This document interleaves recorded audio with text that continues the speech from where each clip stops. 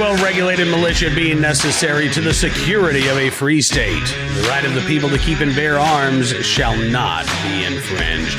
Thanks so much for tuning in to another edition of Bearing Arms, Cam and Company. My name is Cam Edwards. I am glad to be back with you today. Sorry about Monday. Didn't mean to take a holiday from Cam and Company, but I forgot I had a dentist appointment. Yes. So, believe me, I would have much preferred to be in this chair on Monday than in the dentist chair on Monday. Although I do have to say, everything was fine. They had the air filters going. Everybody was masked up and wearing gowns, so I didn't feel all that bad. Anyway, glad to be back with you today. Hope that you had a fantastic Independence Day holiday, that you had a chance to celebrate this great nation. They didn't tear down any statues of George Washington or anything like that. I can't imagine that this audience is much in the business of tearing down statues. Coming up here in just a matter of moments, Kerry Picket is going to join us, a columnist at the Washington Examiner, a senior political reporter, also fill-in host on Sirius XM Patriot. You might be hearing me on Sirius XM Patriot before long as well. A little foreshadowing there. Won't get too much into that, but we'll talk with Kerry in just a second about the growing number of armed Americans who are showing up on both sides of these protests. So you've got, Black Lives Matter protesters. You've got protesters who are out there, opposed to everything from police brutality to policing in general. Then on the other side, you've got armed Americans who are, standing guard outside of war memorials and in front of statues. You've got groups that are sometimes, on opposite sides of the street, as a matter of fact. And as much as I would love to say that, every armed American out there is being a good ambassador for our Second Amendment rights, unfortunately, that's not the case. We seem to have this is family friendly, so I can't really say what I want to say. We have an epidemic of bleepity bleeps in this country right now. Not only are we dealing with the epidemic of the coronavirus, but, just people acting like jackasses on both sides of their, whatever issue it is. Chances are these days you can find somebody acting like a jackass about it. So we'll talk with Kerry Picket about that.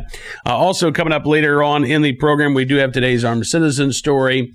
We have our good deed of the day. We have our recidivist report from Minneapolis, by the way, involving a couple of individuals who have been not only known to police, but believed to have participated in some of the looting that's taken place around the city over the past few weeks. But right now, let's welcome our friend and a fellow Virginian, Kerry Picket, to the program to talk about what's going on both in the Commonwealth of Virginia with our new gun laws, and again, what we're seeing with the number of armed Americans exercising their Second Amendment rights on the streets and at protests throughout the country. Take a look and a listen. Kerry, thanks so much for coming on the program. It is so good talking with you.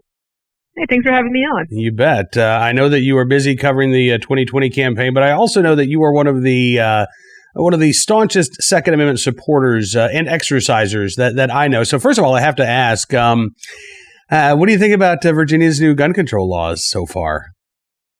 Oh, well, I got to tell you, Cam, it's interesting because we have these gun control laws, specifically like the local ones that came over to Alexandria, and it's interesting because everything now you have to wonder, well, now we have these local laws, and some people will say, oh, come on, it's only going to be in these public arenas, and and it's just going to be off of certain streets and so on and so forth. What are you so concerned about? But a lot of people live on those streets. Right. Okay. You have a lot of people who are also firearm owners who also preside in those areas, who work in those areas, and it's not as if they're going to be thinking that they're going to be safe all the time. And in the same light, you also start thinking, well, if they're going to go that route, well, what else are these local governments going to start to think about in terms of local gun control laws? I mean, we've already saw it happen in a number of other states in different municipalities. Like, well, if the state couldn't ban, the AR, well, then maybe the locality will do it for them. Absolutely. I mean, we've seen this in Illinois, and I have no doubt that if Democrats in Virginia change the state law, further erode firearms prohibition, that these, Northern Virginia localities, places like Richmond, they'll go as far as the law allows. I mean, Alexandria didn't even wait until the law officially went on the books to start imposing local gun control. So I think you're right. And we've got, a special session coming up later this summer, supposedly in Virginia, supposedly to deal with, police reform. Actually, originally it was going to be dealing with the budget deficit caused by the coronavirus, but now Democrats are trying to throw in, everything but the kitchen sink. So we'll see if more gun control bills get added to the hopper there. But you're right. I think that gun owners, I know that you're covering the 2020 campaign. I'm very curious to see what kind of impact gun owners in Virginia have on the elections this year because, we've seen record high numbers of gun sales. We had local elections earlier this year. We had a couple of surprises in Stanton, Virginia. Pro-gun candidates swept the local elections there, ousting the anti-gun city council. And so, I think gun owners are paying attention. It's just a matter of, will they show up and vote? In the meantime, it's interesting, Kerry. I mean, we have certainly seen no shortage of armed citizens on our streets on both sides of the issue, by the way. I mean, you've got, Black Lives Matter protesters who are armed. You've got pro-police, folks who are out, standing in front of war memorials and statues that are armed. Americans on both sides of the aisle seem to be embracing their Second Amendment rights at the moment. Oh, absolutely. Make no mistake. This goes way back, and when I say way back, let's just go back to 2019. You have a number of liberals who were arming up their own groups. I think there was the John Brown Gun Club out in the Pacific Northwest, and they're arming up. I think there is another one. There's like a Socialist Rifle Association. They're arming up. There's an LGBTQ group that we've always known, which is known as the Pink Pistols, and they kind of go in like a number of different directions as far as their political affiliations. And here's the thing: here is that you have to remember as far as how the media portrays them, because when you have gun rights group going over to Richmond, for example, and they're calling for, their Second Amendment rights, you're going to have the media who's going to portray Second Amendment activists as dangerous. And when you end up having, say, the John Brown Gun Clubs portraying themselves out in this case over at CHOP, or over out in Seattle, because they were out there, by the way. They won't portray them as some dangerous group until perhaps someone is killed, which is what actually happened. And it's interesting because we even saw a situation over in Georgia. We had an armed protest of a Confederate monument. No, nobody was hurt. It was portrayed as peaceful, and this was a group that called themselves the Not Effing Around. I think it was coalition, I believe, right? Armed coalition, yeah. While it was portrayed as peaceful, still the group was a bit threatening to a number of drivers that were going through the area, and asking drivers who were white about reparations. And I got to tell you, this is a situation where this particular story barely got any coverage. And there's a concern here that why is it that, say, if you are on the right and you are rallying for Second Amendment rights, then you're dangerous. But if you're on the left and you are carrying a gun, oh, well, then obviously everything is okay and everything's about gun safety. It is interesting that that dynamic that is at work. And I think that you're absolutely right. As someone who was there in Richmond back in January for the Lobby Day rally when there were, 20,000 gun owners, that was portrayed as, oh my gosh, it's going to be an armed insurrection and they're going to it's going to be awful. A couple of weeks later, actually a couple of weeks ago, Richmond Times-Dispatch wrote a story about some armed protesters outside of the statue of Robert E. Lee in downtown Richmond. And these were, anti-police protesters. They were there, they said, to protect the protesters who were, sort of, I don't want to say living there, but were, gathering there every night. And they had their AR-15s and they had their handguns. And according to the Richmond Times-Dispatch, I mean, this was great, right? There was not one note of, oh my gosh, this is kind of scary. And it is kind of interesting how it's more than interesting. It's fascinating how the media portrays folks who are, supporting the Second Amendment as a threat to public safety, unless their politics align with the media. And then they're peaceful protesters, or they're not talked about at all. I mean, it's not just the media coverage. Gun control groups, Kerry. You'd think gun control groups would be out there, shouting about the not effing around coalition in Georgia. And they're absolutely silent about that. They don't want to talk about, gun groups on the left and individuals who, might even be talking about using firearms to what was it? What did they want? Texas? Isn't that what the Not Effing Around Coalition wants? They want the state of Texas? I think so. I'm not exactly too sure. That was just and there were some accusations. This isn't confirmed, but there were some accusations that the Not Effing Around Coalition is allegedly part of the Black Hebrew Israelites group, and that organization is known to be anti-Semitic, and once again that is unconfirmed as far as the association.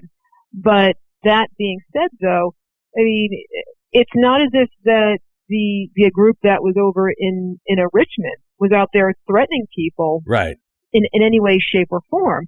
And here's something else too, Cam, that also really disturbs me, is that anytime they're talking about armed groups on the left, they talk about them in terms of self-defense.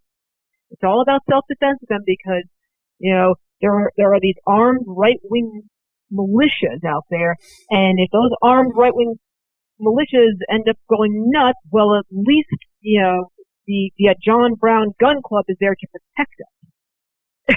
I mean, that's exactly how they're portrayed. Yeah, it's again, I mean, it's becoming increasingly obvious, I think, that their issue. I don't think that these folks like guns any more than they did 2 months ago.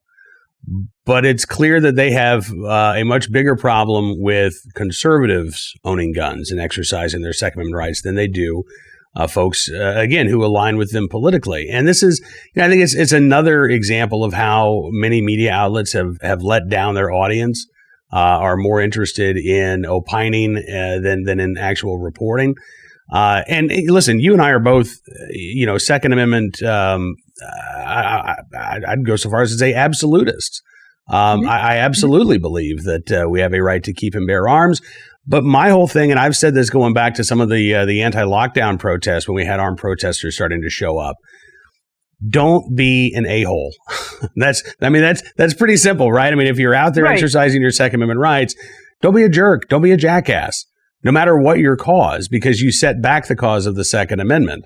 So whatever, if you're on the left, if you're on the right, once you bring the Second Amendment into it, then all of a sudden I get protective of our right to keep and bear arms. And I want to make sure that the folks who are exercising their Second Amendment rights are being good ambassadors for that right. And, unfortunately, we've seen, I think, several examples of people that are not doing that. On the flip side, though, I don't want to be too negative.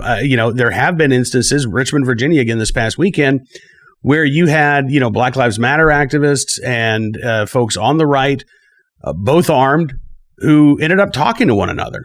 Same thing happened in Provo, Utah. And so, and it's fascinating because the media doesn't highlight those stories, Kerry. The national media doesn't pay attention to those stories of groups getting together and actually having a conversation. So that leads me to this next question. How invested do you think the media industry at large is in creating conflict and chaos in this country? Oh, completely, Cam. it is. I mean, I'm so glad you brought this up because very often, as you and I know, if you just take two individuals who could be on two separate sides of the political spectrum, and if they have a hobby in common, in this case, firearms, and they start talking, hey, where'd you get that firearm? Oh my goodness, I've been looking for that all over the place. Yeah, and next thing you know, it's like, oh, where'd you get that sight? Oh, wow. And next thing you know, it's just talking about the firearm itself or the piece of accessory that's on it, and it's not about politics. And the firearm owners bond over that. It's something like that. And as long as you keep the media out of it, it's something that is that can actually be discussed. Mm-hmm. But I think that the media wants to cause division because they like to try and keep eyes on the TV.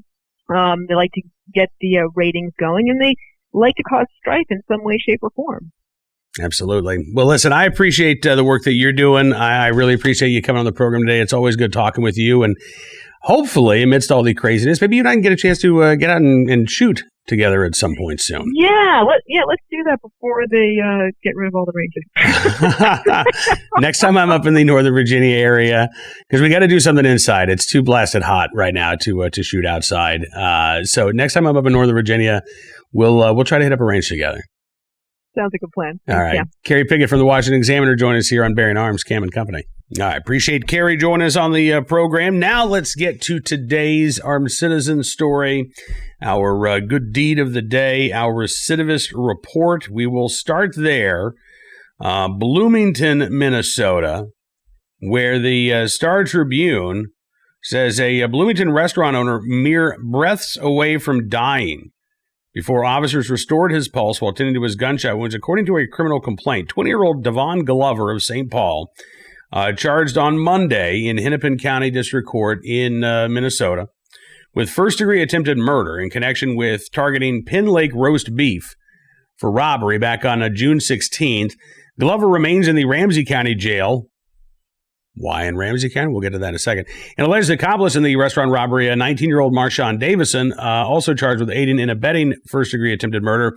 He is in the Hennepin County Jail.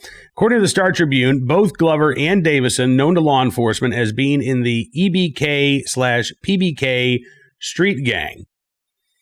Okay. Now, they are accused of shooting 57-year-old Kevin Tron, who was in his restaurant when he was shot in the stomach and in the hand. According to Deputy Police Chief Mike Hartley, quote, many people stepped up that evening and assisted Kevin after he had been shot. From the quick reaction of those who found him on the sidewalk to the police and EMS response and the subsequent life-saving measures performed, it was very impressive. Basically, when officers got there, they were unable to find a pulse for Kevin Tron, who had left the restaurant that he owns and then had collapsed a short distance away outside. Glover, by the way, also charged in the June 30th violent robbery of McCafferty Fine Wine and Spirits in St. Paul.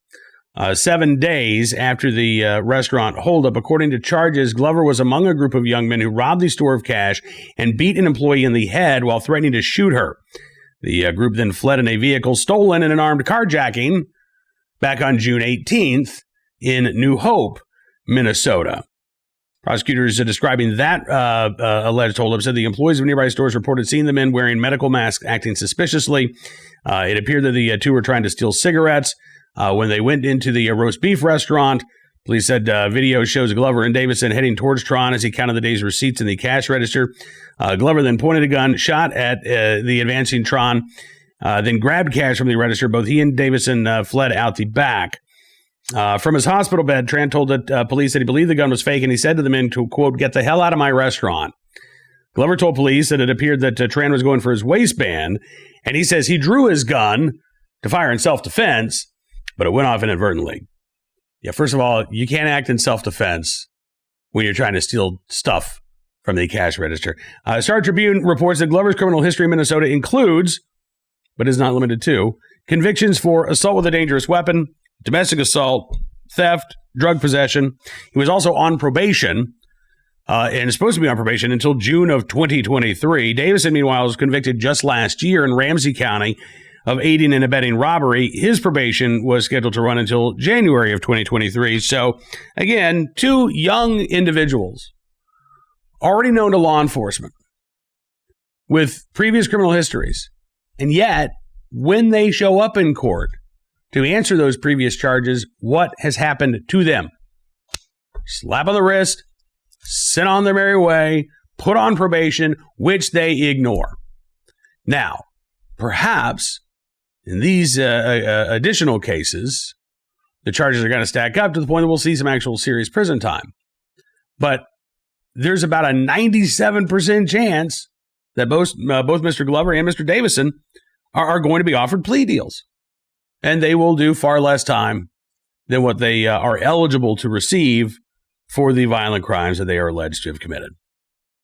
All right, on to our armed citizen story of the day from Jenkins, Kentucky, where a apparent home invasion thwarted by the homeowners inside. According to the Kentucky State Police, James Duncan entered a home belonging to Justin and Kimberly Robinson about 2:30 Monday morning.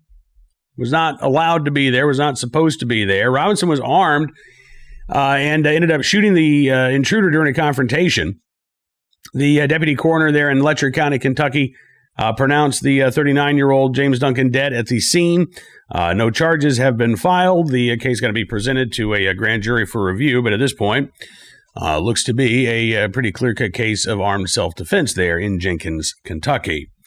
And finally today, we've got a story for you out of Oxford, Alabama, where a police officer in the right place at the right time and able to save a choking infant on the side of an interstate. This is the Facebook post by Chief Bill Partridge there in Oxford, Alabama. Said, I'm pleased to report that Officer Josh Hardiman saved a 1-month-old child on Interstate 20 early Sunday morning when the baby stopped breathing. Hearing the 911 call for help, the chief wrote. Officer Hardiman was the first officer on the scene. He performed compressions and cleared the baby's airway, thus saving the baby's life. The baby was transported to local hospitals, reported to be doing well. Thank you, Officer Hardiman, for your dedication to our city and its visitors. And hundreds of folks commenting and praising Officer Hardiman in that Facebook post. Again, Officer Hardiman in the right place at the right time, willing and able to do the right thing and save the life of a child. We thank you, sir, for your very good deed. All right, that is going to do it for this edition of Bearing Arms Cam and Company. We again want to thank you for being a part of the program today. Don't forget, you can subscribe to Bearing Arms Cam and Company. A couple of different ways. You can do so if you want the podcast version. We've got Apple Podcasts, we've got Spotify, we've got Stitcher, we've got townhall.com podcast page. Also, you can subscribe to Town Hall Media on YouTube. That way you never miss one of the programs. If you want to get the full visual, you want to see how the beard's looking today, I was having a much better beard day yesterday. Today it's a little kind of crazy and wavy. But you can subscribe to YouTube, Town Hall Media, and that way you'll never miss a program. Also, don't forget, you become a VIP Gold member of Bearing Arms. That way you get exclusive analysis, commentary, access to live chats, and more. I think we're going to be doing another one with Ed Morrissey of Hot Air coming up on Wednesday. So make sure you sign up and be a part of that. But as always, thank you so much for being a part of the program today. Be well, be safe, be free, and we'll see you soon with another edition of Bearing Arms, Cam and Company.